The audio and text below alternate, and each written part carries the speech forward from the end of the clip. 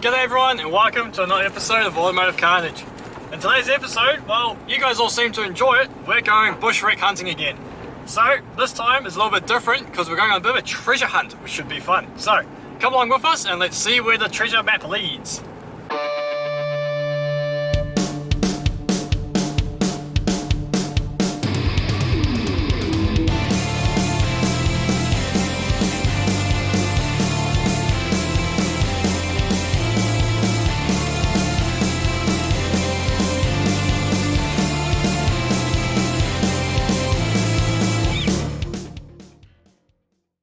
Okay, so what do I mean by a treasure hunt? Well, a friend of mine has given me coordinates for car wrecks around my area. Now, he was given those coordinates by other people who go out, and and he's never been here, so he doesn't know what's at the end of the coordinates. I've never been to these places. Sorry, there's one that I have been to, which I'm looking forward to showing you guys. There's some really cool vehicles there. But as for the other 5, I've never been here. Case in point, this, I've never found these 3 before. So let's go have a look and see what we've got. Okay, so first up we have a Falcon of some sort, XE, XF. It has the crossflow straight 6 and plenty of parts lying around here. There's more heads here than there is for this car, so this is definitely someone's dumping ground somewhere in the past, and they've got all sorts of stuff lying around here, which is great. Not too much left on the actual engine to salvage. This one's actually pretty far gone, unfortunately. It's had a bit of a stove in the roof there, being upside down at one point. Bucket seats. Yeah, it's a bit unremarkable, this one. So let's move on to the ute because that looks interesting. I think it's an old Datsun of some sort. Oh my god, it's a Chevy LUV. These things weren't very common in Australia from what I've figured out. Now obviously they're in the States everywhere. But this was Chevy's answer to the Toyota Hiluxes and Datsuns that were flooding the American market in the 70s.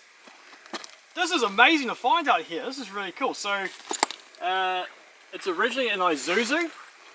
And then, yeah, obviously Chevy's just brought the design, chucked their badges on it, and then sold off. What a shame. There's some really cool parts on here. The doors are still okay.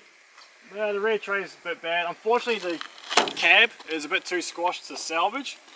The block's there, the gearbox is there, but yeah, that block is definitely not turning over. That has been exposed to the elements for quite a long time, unfortunately. But this is amazing. I have never found one of these before, like ever, even in good condition. I didn't even know they existed until a couple of months ago when I was doing some research on other small utes at the time. So this is awesome. Let's go see what the other side looks like. So this one's definitely been cannibalized. Someone's already taken the rear diff. I mean, look at the poor paint job here. This was done with a paintbrush of some sort, and there's just rust everywhere through this, so it's been sitting for quite some time. There's more evidence down there of some poor grinding work where they've tried to fix up their bog. That's just nasty. Oh man, this is so cool. There might be a use for this yet. Well, I don't know. That's just really unique. Looking on the ground here, we have all sorts of bits and pieces lying around. There's single barrel carbies everywhere, little 4 cylinders. I know one of these I'd say will be the head for the LUV. What's this little engine over here? I believe it is a crossflow. Is it crossflow? Yeah, crossflow Pinto engine. So I wonder what that's come out of, because there's no other vehicles around here that suggest where the Pinto could have come from. But there is one more ute over here upside down. Let's see what we have. It's a white ute, obviously. 90s, so it could be a Mazda, it could be a Ford, it could be a Toyota. Got the fenders, I'm having trouble trying to pick it. Well, the engine's still here, so what markings have we got? 2-barrel carb. It's not a crossflow, so it's still old. Toyota, it's a Hilux. An old Hilux. So that's really cool. I am chuffed to find the Chevy LUV. It's amazing. It's even still got its original license plate on there by the looks of it. What a great start. So let's move on to the second spot, which is further down this creek bed, and we'll see what's in that position. Hello, Mr. Kangaroo. Can you show me where all the car treasures are? They're that way? Oh, look at the little one! Alright, so here we are at location 2, and we have stumbled across HQ to HX or HJ Holden ute. there's not much left of this one, unfortunately. There's a chrome bumper just on the ground over there. No real clues as to what it was, except all three tags have been taken, so that tells me that this must have been a V8 vehicle, because why else would you take the tags if it was just a 6? So yeah, might be good for some rust cuts, but unfortunately this one's seen better days. And I think over that way there's a pile of all its interior pieces. So that's all for this one. We'll move on to the next spot. Okay, just before we leave this Holden U, we'll just have a look around this junk here, and I've literally just found the sign for the abandoned speedway track that we go racing at all the time. Gladiator Park Speedway Track, which makes sense because the hole in the ground, I'm so excited I can't get my words out. The hole in the ground next to the speedway is called Gladiator. That's where I found a whole bunch of gold. This is Gladiator Park Speedway, and it's got next meeting, I can't quite make up the rest. But we've found the original sign for the abandoned speedway track. This is definitely coming home with us, and we'll set it back up on the speedway. This is an amazing find. Absolutely chuffed about this one. So this spot is not that interesting, it's just an EA. But in saying that, it's an EA that's very crumpled at the front here. It's had a good stove in. EA, which means that it never had a V8 in it, would have been a straight 6. But if I read this VIN number correctly, it is the 873rd one ever made, which is less than 1,000, so that's kind of cool. It's an EA Falcon. Next!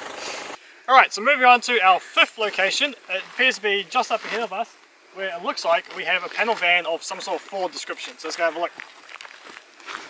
Yep, so it's a commercial panel van of a Ford description, probably about an XF or something like that. I'm not too sure, but let's move on and see what's behind it, because Fords aren't that interesting really.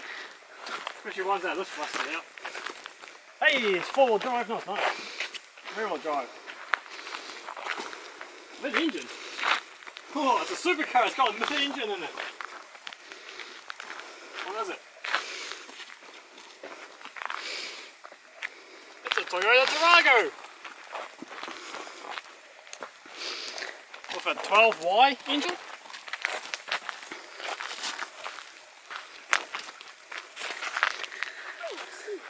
Oh, a 2YC engine. So that will have hauled a few people around in its day. And I guess this door didn't shut properly because it was all tied together. Yeah, the Tarago. Oh, let's move on to our next location.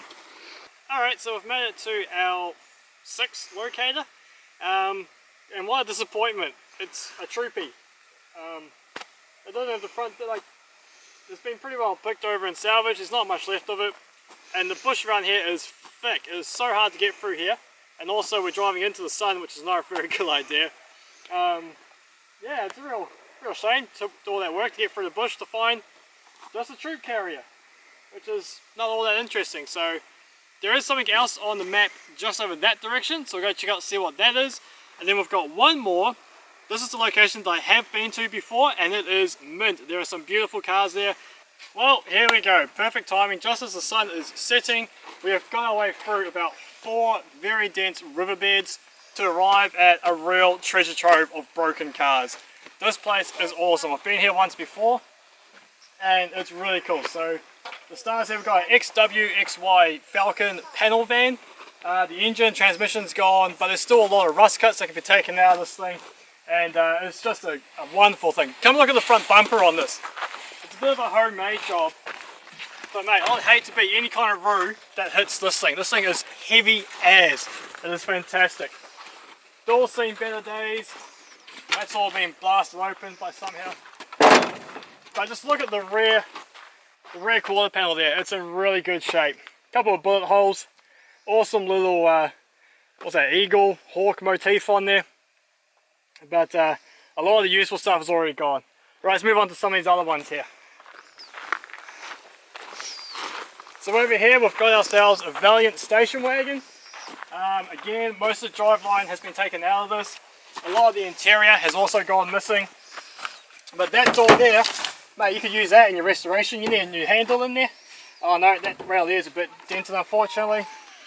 But it's, you know, it's just really cool to find this kind of stuff out here. Over this way we've got another XY XW Falcon, this time a station wagon. This actually does still have the motor and driveline still in it.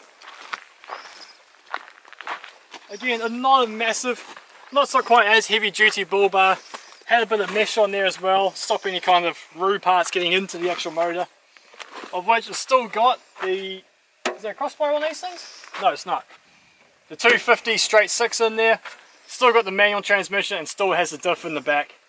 Drum brakes are still on the front. There's a lot of really good useful parts on this vehicle. Okay, so we've got a Chrysler Ute. This thing's a bit of a beaut as well. Nothing much left on the inside unfortunately. Yep, the rear diff's still in there. I mean, there might be a few useful parts on there. I love the design of the bonnet on these things. With the little louvers in there, that's really cool. My ideal is to find one of these in a 2-door Charger shape. I have found one before, but it was all burnt out and the roof had completely caved in, so it wasn't worth rescuing. Speaking of Charger, over here we have what many people consider to be the 4-door Charger. Let's go check it out. There we go, now just look at this beauty. Unfortunately the roof's caved in, the rear door's all crumpled up, but we still have the motor in here. What is this one? I think this was a 186 Hemi. It's marked on here somewhere, I can't remember where. I want to say 214, could be. That actually says Charger on there.